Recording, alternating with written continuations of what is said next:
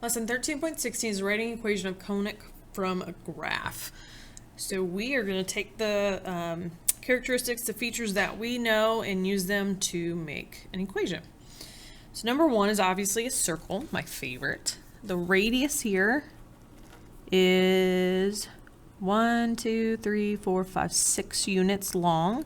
Looks like the center is at 2, -4. And so I would want to start writing x minus 2, quantity squared, plus y minus a -4, which would turn into plus 4, quantity squared, equals my radius squared, 6 squared be 36. And that would be it on that one. Okay, number 2. This is a parabola.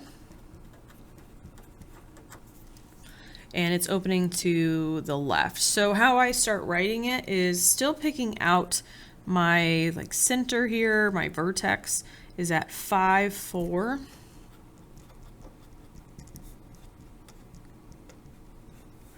And since it's got this, think about this line, since it's got this symmetry here, where the y's are symmetrical, the y should be getting squared. And so I'm going to do y minus 4 quantity squared equals, since it's opening to the left, I know it's going to be a -4 times p.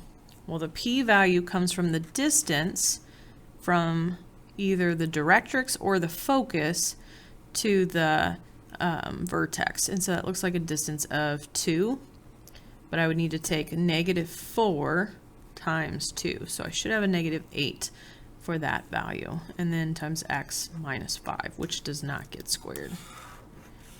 If this guy would have opened up or down, you would have an x here and then your y here. Number 3 is an oval, which is called an ellipse. You've got your center at -4, 1. So your ellipse, remember, it's a plus between your fractions and it always is equal to 1.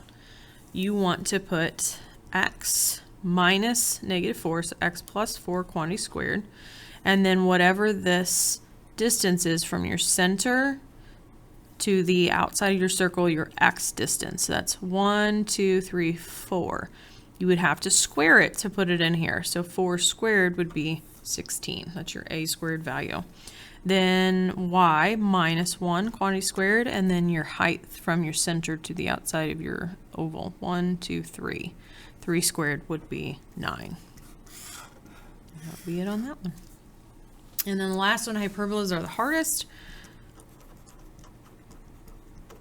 Since this opens up and down, think of your y values opening up and down or going up and down, so you would have to think that your y's would come first, and then your minus sign, and then your x's. And then remember, it still equals 1. Okay, so your center here is at 1, -1. So I can go ahead and fill this out. So that would be y minus a -1 would turn into plus 1, x minus 1. And then same thing as an ellipse, you just find your distance. So this would be 1, 2, 3, 4. 4 squared is 16. That was the x direction. So 16 would go under the x. And then your y distance, 1, 2, 3, 4, 5. Squared would be 25, go over or under your y value. And that would be it.